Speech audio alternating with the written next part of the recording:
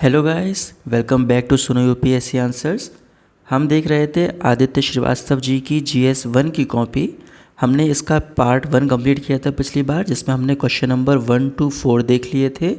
इनकी कॉपी में ही आगे के हम क्वेश्चन नंबर 5 to 8 को आज एड्रेस करेंगे। ठीक है, तो चलिए देखते हैं। ठीक है, तो शुरू करते हैं क्वेश्चन नंबर 5 से।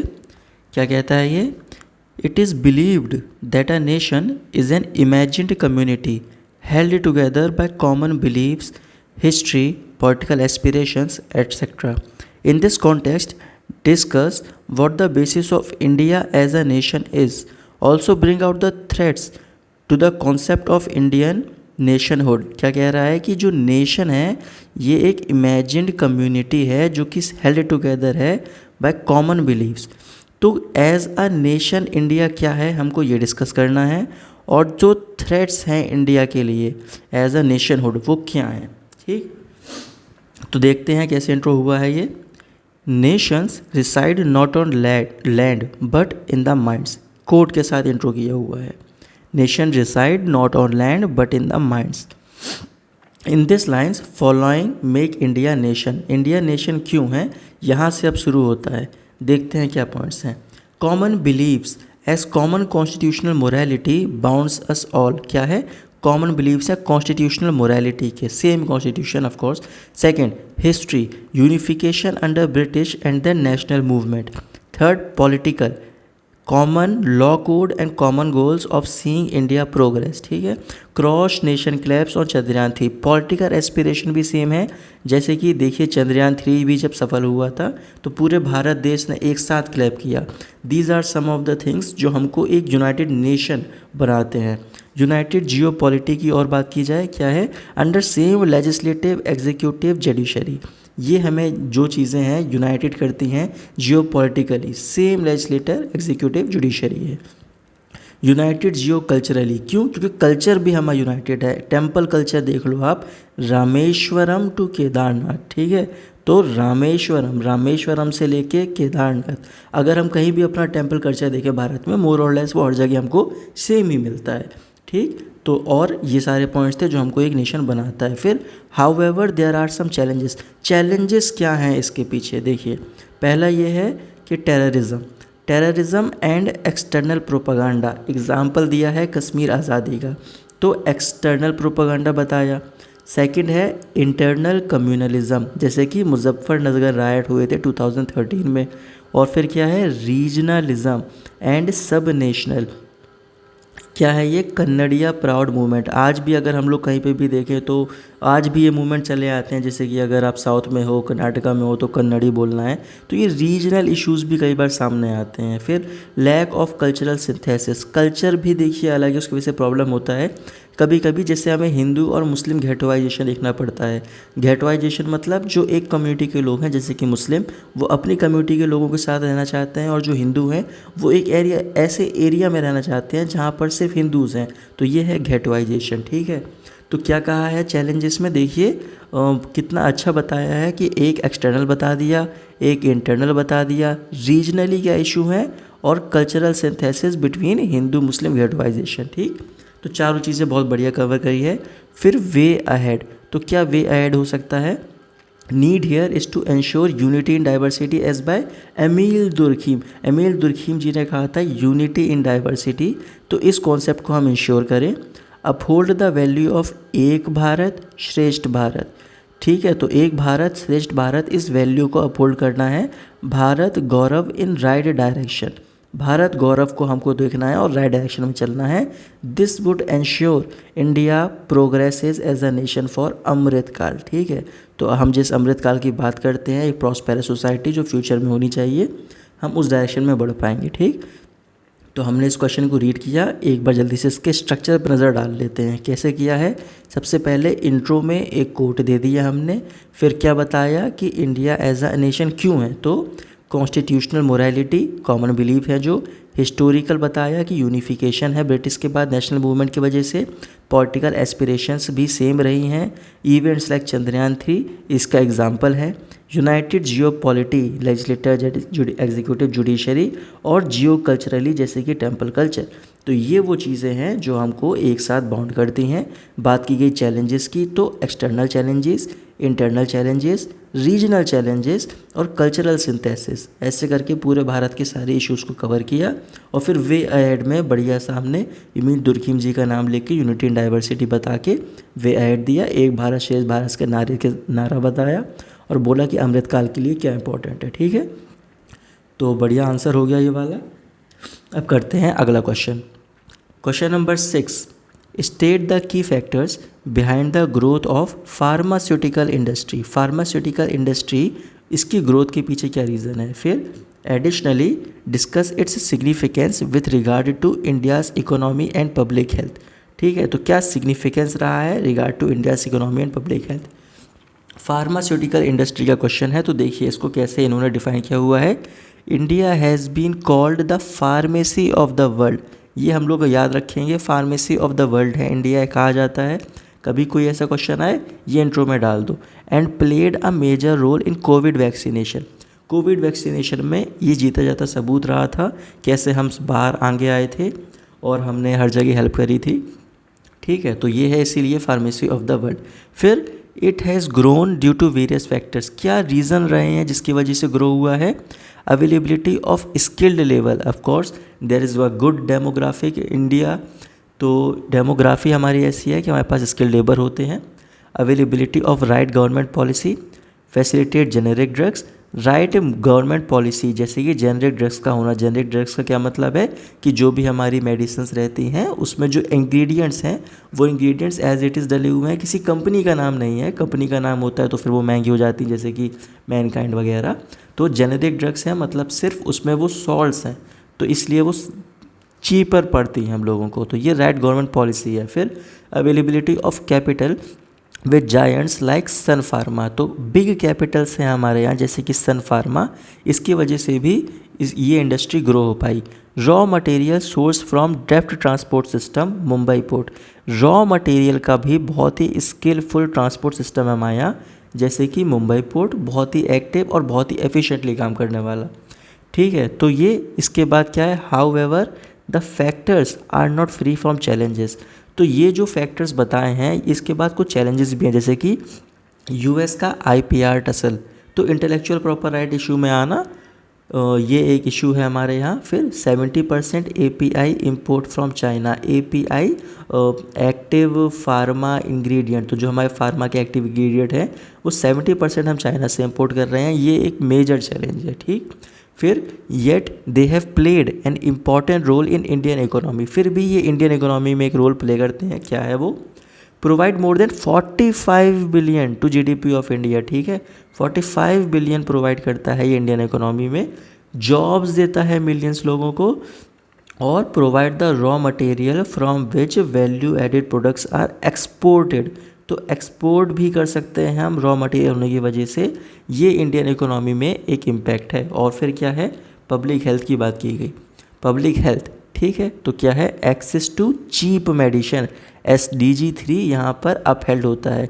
17 SDG हैं, आप सारे SDG याद कर लीजिए, जैसे कि 1 था हमारा ज़ीरो हंगर होना, ज़ीरो पॉवर्टी होना, सेकंड था हमारा हंगर ना होना, और फिर थर्ड हमारे हेल्थ की बात करता था। ठीक है, तो ऐसे करके सारे SDG आप याद रखिए। फिर SDG 30 अब अपहेल्ड हुआ है। Second, diplomacy usage to ensure health in Africa, जैसे कि टीम 9 इनिशिएटिव की बात की। टीम 9 क्या था, techno economic approach movement. Techno economic approach movement ये था इंडिया और अफ्रीका की 8 कंट्रीज़ के बीच 2004 में ये लगभग साइन हुआ था। उसका भी रीज़न यही था कि रीजनल कोऑपरेशन बढ़ेगा। ठीक है, तो ये डिप्लोमेसी जो यूसेज है इसमें हम हेल्थ फैक्टर यूज़ कर सकते थे कि इंडिया एज आ फार्मा प्रोडक्ट सामने आता है और रिलेशन को अच्छा कर सकते हैं। अगला, generic drugs provide affordable medicine for even cancer, uphold duty as a welfare state. तो जेनेरिक ड्रग्स जो हमारे यहाँ यूज़ होते हैं कैंसर जैसी बड़ी बीमारियों में भी वो काम करते हैं, ये अपहोल्ड करता है वेलफेयर स्टेट के कॉन्सेप्ट को, जो हमारे आर्टिकल 38 में कहा गया है। ठीक है, तो फिर देयर बाय क्या है, कंक्लूजन दिया गया, thereby pharmaceutical industry is an important factor of Indian growth story. ठीक। तो फार्मास्यूटिकल इंडस्ट्री इस वजह से एक इम्पॉर्टेंट फैक्टर है, ठीक है। इस क्वेश्चन को हमने रीड किया, रिविजिट करते हैं, स्ट्रक्चर को देखते हैं। क्वेश्चन क्या था, फार्मास्यूटिकल इंडस्ट्री सिग्निफिकेंस बताना है इंडिया की इकोनॉमी में और पब्लिक हेल्थ में। तो बताया pharmacy of the world. Intro, क्या फैक्टर्स हैं, स्किल्ड लेबर का होना, राइट गवर्नमेंट पॉलिसी का होना, बिग कैपिटल्स का होना और रॉ मटेरियल के लिए अच्छा सिस्टम होना। चैलेंजेस क्या हैं कि IPR intellectual property right issue रहता है यूएस की वजह से, 70% API जो है वो चाइना से आता है, ठीक है। और फिर क्या बताया था यहाँ पे कि इंडियन इकोनॉमी, जैसा कि क्वेश्चन की डिमांड थी, तो इतने बिलियन 45 बिलियन रुपीज़ आते हैं, 45 बिलियन डॉलर आते हैं, जॉब मिलियंस लोगों को मिलती है, रॉ मटेरियल मिल जाता है फॉर एक्सपोर्टेशन। पब्लिक हेल्थ की जब बात आई तो चीप मेडिसिन का होना, डिप्लोमेसी में काम आना, जेनरिक ड्रग्स का होना, और फिर बढ़िया से हमने कंक्लूड किया, ठीक। इस स्ट्रक्चर को भी बढ़िया समझा, आप भी इस स्ट्रक्चर को देखे रहिए, याद करिए और फिर कोशिश करिए, एक बार प्रैक्टिस करिए कि 5-10 मिनट ला के आप इसको एज इट इज़ लिखने की कोशिश करें, ठीक है। चलिए अगला क्वेश्चन करते हैं। अब क्वेश्चन आता है हमारा ज्योग्राफी का। Discuss why the Bay of Bengal is more prone to cyclone than the Arabian Sea. हमारा जो बे ऑफ बंगाल वाला रीजन है, यहाँ पे ज़्यादा साइक्लोन आते हैं एज़ कम्पेयर टू अरेबियन सी, ठीक है। Also explain the reason for the decrease in frequency of tropical cyclones during the south west monsoon season. क्या रीज़न है फ्रीक्वेंसी का डिक्रीज़ होने का ट्रॉपिकल साइक्लोन का, ठीक है। चलिए देखते हैं इस क्वेश्चन को कैसे किया गया। इंट्रो में कहा गया है, in the past 120 years only 14% cyclones have originated in the Arabian Sea and rest in bay of Bengal. तो बता रहे हैं कि बे ऑफ बंगाल में ही पिछले 120 ईयर्स में ज़्यादा आते हैं, यहाँ पर अरेबियन सी में तो सिर्फ 14% साइक्लोन ही आते हैं, ठीक है। रीज़न क्या है, रीज़न क्या है इसके पीछे, देखिए emergent coast of Bay of Bengal, ये डायरेक्ट इम्पैक्ट करती है साइक्लोन के लिए। जैसे कि क्या है इमरजेंट कोस्ट, कि जो हमारा बे ऑफ बंगाल है वो ज़्यादा वाइडर एरिया है और फ्लैट एरिया है और वहाँ पर नेचुरल बैरियर्स नहीं है, जैसे कि माउंटेन्स वगैरह का होना। तो जब भी कोई वहाँ से हवाएं आती हैं, मॉइस्चर लेडन विंड्स जो साइक्लोन क्रिएट कर सकती हैं, उनके लिए कोई नेचुरल बैरियर नहीं है, तो वो इजीली आ जाती हैं बे ऑफ बंगाल के रास्ते इंडियन कॉन्टिनेंट के अंदर, और इसलिए यहाँ पे ज़्यादा साइक्लोन हो जाते हैं, ठीक है। फिर more sea surface temperature in bay of Bengal, it is smaller sea half, more moisture in bay of Bengal due to more rivers draining. क्या कह रहा है कि sea surface temperature Bay of Bengal में ज़्यादा है, इस वजह से देखिए मॉइस्चर से भी लिंक किया गया है कि ऑफ कोर्स अगर वहाँ पर पानी है पूरी जगह और ज़्यादा सी सरफेस टेम्परेचर है तो मॉइस्चर भी ज़्यादा ही होगा, तो विंड ज़्यादा मॉइस्चर कैरी करेंगी, और ये जो फैक्टर हैं ये एक रीज़न बनते हैं कि वहाँ पर ज़्यादा साइक्लोन क्रिएट हो सकते हैं। Remnants from South China Sea cross over and intensify, क्या बताया है कि बे ऑफ बंगाल यहाँ रहता है, यहाँ कुछ आइलैंड नेशंस को हटाया है और फिर यहाँ पे साउथ चाइना सी है, तो साउथ चाइना सी में क्रिएट होता है हमारा typhoon, that is again tropical cyclone. तो जो यहाँ पे टाइफून क्रिएट होता है ये मूव करके इस तरफ आता है, तो ये बताया गया है remnants from South China Sea cross over and intensify. तो यहाँ से जो टाइफून बना था ये क्रॉस ओवर होता है, ये भी वापस बे ऑफ बंगाल में आके इंटेंसीफाई हो जाता है। So that is why South China Sea is also impacting, कि कैसे बे ऑफ बंगाल में ज़्यादा आते हैं हमारे साइक्लोन्स। फिर lower vertical wind share, vertical wind share की बात की गई। What is vertical wind share, कि मान लीजिए ये हमारी ज़मीन है, तो जब हम ज़मीन से ऊपर आएंगे हायर एल्टीट्यूड की तरफ, तो जो हमारे विंड्स हैं उनका या तो डायरेक्शन कह लो या फिर उनकी स्पीड कह लो, ये कितना चेंज हो रही है, इनका मूवमेंट कैसा है, कम हो रहा है कि ज़्यादा हो रहा है जैसे ही एल्टीट्यूड इंक्रीज़ होगा, ये होता है वर्टिकल विंड शेयर। अगर लोअर वर्टिकल विंड शेयर है, मतलब ये जो डिफरेंस आएगा एयर का मूवमेंट का और डायरेक्शन का as we go up in altitude, ये लो होगा। अगर वर्टिकल विंड शेयर लोअर है, मतलब कम इम्पैक्ट होता है, कम चेंजेस फील करता है ये, तो लोअर होने की वजह से स्टेबल कंडीशंस आती हैं। क्यों? क्योंकि चेंजेस कम है और स्टेबल है, तो ये ट्रॉपिकल साइक्लोन के लिए फेवरेबल कंडीशन है, ठीक है। और ऑन द अदर हैंड जब लोअर ना होके वर्टिकल विंड शेयर हाई होता है, तो सिचुएशन जो होती है वो अनस्टेबल होती है, और अनस्टेबल एयर जब होती है यानी कि मूवमेंट्स बहुत ज़्यादा हैं, तो मूवमेंट ज़्यादा होने की वजह से ट्रॉपिकल साइक्लोन टिक नहीं सकता, वो यहाँ वहाँ निकल जाता है हवा के इम्पैक्ट की वजह से और डायरेक्शन की वजह से, तो इसलिए इसको अनस्टेबल कंडीशन बोलते हैं। ठीक है, तो क्या समझे, अगर लोअर वर्टिकल विंड शेयर है तो फेवरेबल कंडीशन है ट्रॉपिकल साइक्लोन की, हायर वर्टिकल विंड शेयर है तो अनफेवरेबल कंडीशन है फॉर ट्रॉपिकल साइक्लोन। ठीक, तो लोअर वर्टिकल विंड शेयर एक रीज़न बताया। फिर क्या है, this has led to many cyclones like Yaas etcetera in bay of Bengal, तो ये एक रीज़न है जिसकी वजह से कई साइक्लोन आते हैं, एक एग्जांपल दे दिया। हाउएवर भी बताया हुआ है यहाँ पे, however Arabian Sea seeing more cyclone now due to global warming, बिपर जो है 2023, निसर्ग 2021, तो एक पॉइंट दे के बताया गया है कि येस आते ज़्यादा हैं बे ऑफ बंगाल में, लेकिन अभी रिसेंट में अरेबियन सी में भी बढ़ रहे हैं because of the global warming. Reason of less cyclones during south west monsoon. चलिए यहाँ पे क्वेश्चन का सेकंड पार्ट है कि साउथ वेस्ट मानसून की वजह से जो यहाँ पे आते हैं हमारे साइक्लोन्स, यानी कि कहाँ पे, अरेबियन सी में, अरब सी में, तो ये लेस है। क्यों है ये लेस, चलिए उसको देखते हैं। Low pressure area get filled due to wind from Mascarene High. Mascarene High कहाँ पर है, ये बात की गई है कि ये जो हमारा इंडिया है और यहाँ पर हमारा अफ्रीकन कॉन्टिनेंट है, यहाँ मेडागास्कर है, यहाँ पर है मैस्करीन आइलैंड्स। तो जो हमारा साउथ वेस्ट मानसून आता है, रीज़न होता है कि लो प्रेशर इंडिया में यहाँ क्रिएट हो रहा है, तो हाई प्रेशर यहाँ मैस्करीन आइलैंड्स के ऊपर क्रिएट होता है, और यहाँ से आती हैं हमारी high pressure to low pressure wind while upholding the moisture from the ocean, और ये यहाँ पर बारिश करवाती हैं। बट क्या बताया गया है, यही कि ये यहाँ पर लेस साइक्लोन क्रिएट करती हैं, सिर्फ रेनफॉल ही होता है इसकी वजह से। फिर vertical wind share increases dissipate cyclone. क्या रीज़न है कि इसके बावजूद, इस कंडीशन के बावजूद भी वहाँ पर साइक्लोन नहीं आ रहा, रीज़न है विंड शेयर हाई है वहाँ पे। तो अभी हम लोगों ने यहाँ अच्छे से समझा, विंड शेयर अगर लो है तो फेवरेबल कंडीशन है क्योंकि हवाएं मूव नहीं कर रही हैं मल्टीपल डायरेक्शंस में, स्टेबल कंडीशन है। यहाँ पर है हाई है तो अनस्टेबल कंडीशन है और इसलिए साइक्लोन फॉर्म नहीं होता। फिर क्या गया है, easterly jet stream not so strong over south India don't carry cyclone. जो जेट स्ट्रीम है, जो हायर एल्टीट्यूड्स पे जो ईस्टर्न जेट स्ट्रीम्स फ्लो करती हैं, वो भी ऐसी हैं कि वो कैरीज नहीं होने देती हैं साइक्लोन को। ठीक है, फिर dispersed depression due to median Julian oscillation no single strong cyclone form. ठीक है, तो बात की गई है यहाँ पे मीडियन जूलियन ऑसिलेशन की।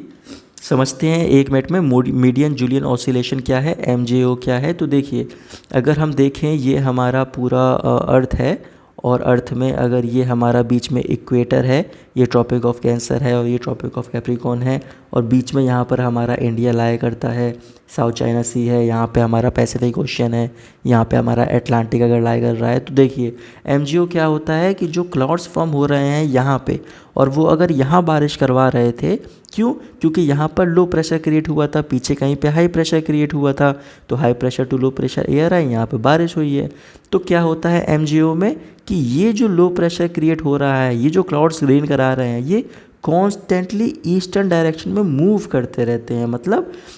मतलब ये कि अभी ये बे ऑफ बंगाल में बारिश करा रहे हैं, फिर ये कराएंगे साउथ चाइना सी में, फिर ये मूव करते करते पैसिफिक में चले जाएंगे।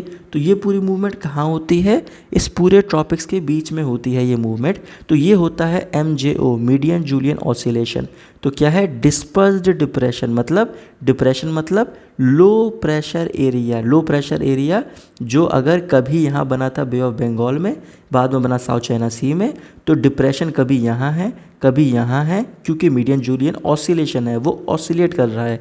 तो क्योंकि वो कॉन्टीन्यूसली ऑसिलेट कर रहा है, no single strong cyclone form, इसीलिए कोई सिंगल स्ट्रॉन्ग साइक्लोन नहीं बन पाया। कभी यहाँ है कभी यहाँ है कभी यहाँ है, ईस्टर्न डायरेक्शन में कॉन्स्टेंटली मूव करते रहना। ठीक, फिर लास्ट में बताया कंक्लूजन बढ़िया सा, yet there is a need to adapt deft adaptation and mitigation to prevent damage by cyclones. इसलिए स्किलफुल एडेप्टेशन हमको लेना है और मिटिगेट करना है उन डैमेजेस को जो साइक्लोन से हो सकते हैं, ऐसे करके कंक्लूड किया। ठीक है, तो बढ़िया आंसर था, काफ़ी 3-4 चीज़ें हमने अच्छी समझी। एक बार जल्दी से इसके स्ट्रक्चर पर नज़र डालते हैं। क्वेश्चन क्या था कि क्यों है बे ऑफ बंगाल में ज़्यादा साइक्लोन्स, क्या है फ्रीक्वेंसी रीज़न, क्या डिक्रीज़ क्यों है ट्रॉपिकल साइक्लोन। ठीक, तो क्या था कि एक इंट्रो दिया, इंट्रो में हमने रीजंस बताए बे ऑफ बंगाल में क्यों ज़्यादा है। इमरजेंट कोस्ट रीजन है, सी सरफेस टेम्परेचर हाई है तो मॉइस्चर भी ज़्यादा उठाता है। साउथ चाइना सी हमने देखा कि इम्पैक्ट करता है, और वर्टिकल विंड शेयर का होना is one of the reason कि वहाँ पर ज़्यादा आते हैं cyclones. On the other hand Arabian Sea की जब बात की गई तो यहाँ पे तो वर्टिकल विंड शेयर हाई है, तो ये जस्ट अपोजिट हो गया। ईस्टर्ली जेट स्ट्रीम वो कंडीशंस नहीं दे रही हैं कि साइक्लोन कैरी हो जाए, और मीडियन जूलियन ऑसिलेशन भी एक रीज़न है कि साइक्लोन नहीं बन पा रहा, कॉन्स्टेंटली मूव हो जाता है वो। ठीक है, तो ये रीज़न से, और फिर बढ़िया यहाँ पे कंक्लूजन हो गया। क्या रीज़न है अरब सी में ना होने के, और क्या रीज़न है बे ऑफ बंगाल में साइक्लोन के होने के, ये हम लोगों ने अच्छे से देख लिया, समझ लिया। ठीक है, चलिए अगला क्वेश्चन करते हैं, last question, question number 8। Volcanoes are formed due to magma. Despite being destructive in nature, volcanoes are critical for the existence of human life on Earth. Elucidate. ठीक है, तो volcanoes की बात है ना। देखिए volcanoes की बात क्या कह रहा है कि existence of human life है, डिस्ट्रक्टिव है नेचर में वॉल्केनो, लेकिन ह्यूमन लाइफ के लिए इम्पॉर्टेंट है। ठीक, volcanoes are formed due to magma plumes that try to erupt through fissures in earth crust. Earth crust के अंदर प्लूम है, चेम्बर है, मेंटल प्लूम है, ये बाहर आता है वॉल्केनो से, यही है वॉल्केनो हमारा। ठीक, वॉल्केनोज आर वेरी डिस्ट्रक्टिव, हम सभी को पता है। Lava flows kill people, kills damages property, और क्या है GHG emission, greenhouse gas emissions भी होता है जो इन्वायरमेंट के लिए डिस्ट्रॉयबल है, और ग्लोबल वार्मिंग भी बढ़ाता है। ठीक है, एक्सटेंशन हो as seen KT boundary. KT boundary क्या है, जिससे हम KT बाउंड्री कह रहे हैं, इसको KPG बाउंड्री भी कहते हैं। तो KPG बाउंड्री मतलब ये है कि जो हमारा क्रिटेशियस पीरियड था, एक मिनट, हाँ, जो क्रिटेशियस पीरियड था और जो पेलेजियन पीरियड था, जो कि ऑलमोस्ट 65 मिलियन ईयर्स अगो आया था, तो ये मास एक्सटिंक्शन हुआ था यहाँ पे, और लगभग 70 to 75% जो हमारी बायोडाइवर्सिटी थी, जैसे कि डायनासोर वगैरह, वो इसी टाइम पे सारे एक्सटिंक्ट हुए थे। तो क्या हुआ था, वोल्केनो जैसे सच इवेंट्स जो 65 मिलियन ईयर्स अगो हुए थे क्रिटेशियस पीरियड और पेलेजियन पीरियड के बीच में, वो एक एक्सटेंशन, ऐसी चीज़ें देखनी पड़ती हैं हम लोगों को वॉल्केनिज्म की वजह से। और फिर क्या बताया है, forest fires, loss of livelihoods for tribals. तो अगर फॉरेस्ट फायर भी हमें देखनी पड़ रही हैं क्योंकि वहाँ पे वॉल्केनिक इरप्शन हो रहे हैं, तो वो भी लाइवलीहुड लॉस करता है ट्राइबल्स का। ठीक, heat waves can even trigger earthquake, earthquake भी एक रीज़न बनता है बिकॉज ऑफ वॉल्केनिक इरप्शंस। ठीक, फिर however there are necessary force due to importance for human life. Importance बताई गई है यहाँ पे वॉल्केनोस की, क्या है, bring minerals to the earth surface, example iron ore in Kudremukh. तो जो हमारे वॉल्केनोस हैं, जब अर्थ से मेंटल प्लूम बाहर आता है तो साथ में मिनरल्स भी आते हैं, एग्जाम्पल दिया आयरन ओर है यहाँ पे कुद्रेमुख में जो फाउंड होता है। फिर black soil due to weathering of igneous rock is good for cotton cultivation that is in Maharashtra. तो क्या है, जो भी वॉल्केनोस से बाहर आता है मैग्मा, ये फॉर्म होता है इग्नियस रॉक में, और फिर जब ये इग्नियस रॉक की वेदरिंग होती है तो ये कन्वर्ट होता है ब्लैक सॉइल में, and that is useful for cotton cultivation, example है महाराष्ट्र स्टेट में। फिर resources like stones of granite used for construction, granite भी इग्नियस रॉक है, ये भी अंदर से आता है, अर्थ के अंदर से आता है, and it is also used for construction. ठीक, अगला जियोथर्मल पावर कैपेसिटी अब अपहोल्ड पंचामृत गोल्स। जियोथर्मल पावर कैपेसिटी की बात की गई, क्या है जियोथर्मल, कि जो हमारी अर्थ की इंटरनल हीट है, अर्थ की जो इंटरनल हीट है, उस हीट को हम लोग यूज़ करें, और जो पानी है अगर हमारे पास, तो पानी को गर्म करें, उसे स्टीम में कन्वर्ट करें, और उस स्टीम को यूज़ की जाती है इंडस्ट्रीज़ में टरबाइन को रोटेट करने के लिए, and this gives us energy. ठीक है, तो एनर्जी का एक तरीका है जियोथर्मल एनर्जी, अर्थ की हीट को यूज़ करना है ताकि हम एनर्जी प्रोड्यूस कर सकें। तो ये क्या कहा गया है, this is what uphold the Panchamrit goals. Panchamrit goals ये अपहोल्ड करता है। पंचामृत गोल्स क्या थे हमारे, यही बात करता है कि 5 गोल्स हैं कि 500 गीगावाट नॉन फॉसिल फ्यूल से आ जाए, 50% जो एनर्जी है वो रिन्यूएबल सोर्सेज से आनी चाहिए। फिर ऐसे ही और भी पॉइंट्स हैं कि लो कार्बन इंटेंसिटी हो, नेट ज़ीरो एमिशंस हो 2070 तक। तो ये जो पंचामृत के गोल्स थे ये भी फुलफ़िल हो सकते हैं जियोथर्मल अगर हम यूज़ कर रहे हैं। फिर fertilise the soil essential for better forest renewals, of course नीचे से मिनरल्स आते हैं तो वो फर्टिलाइज करता है सॉइल को। Occasional forest fires clean foliage, stronger forest ecosystem, अगर कभी कभी फॉरेस्ट फायर देखने को मिली तो वो क्या करता है, सफाई भी करता है हमारे फॉरेस्ट की। फिर thereby need here is to ensure that we minimise damage by volcanoes via Sendai framework while reaping the benefits.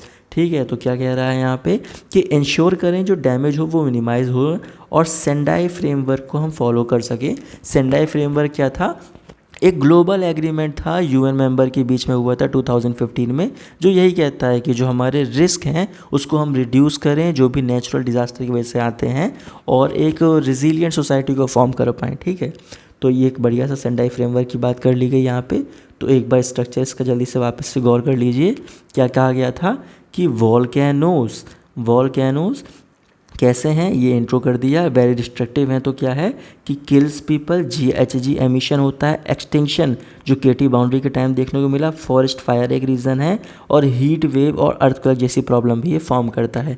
Important क्यों है, क्योंकि ये मिनरल्स को ऊपर लाता है, ये ब्लैक सॉयल बनाता है, रिसोर्सेज जैसे कि ग्रेनाइट ये फॉर्म करता है, जियोथर्मल एनर्जी में भी हम इसको यूज़ कर सकते हैं, ये फर्टिलाइज भी करता है सॉइल को, और जो फॉरेस्ट फायर जैसे इवेंट्स हैं कभी कभी वो भी हम देखते हैं कि वो काम आते हैं।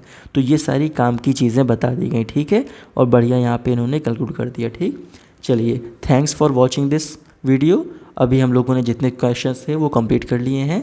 वापस से जल्दी ही मिलते हैं नए वीडियो में, और अगर आपको ये अच्छा लगा हो तो चैनल में विजिट करिए और बाकी हमारे वीडियोस भी प्लीज़ देखिए और दोस्तों के साथ शेयर भी करिए। Thank you.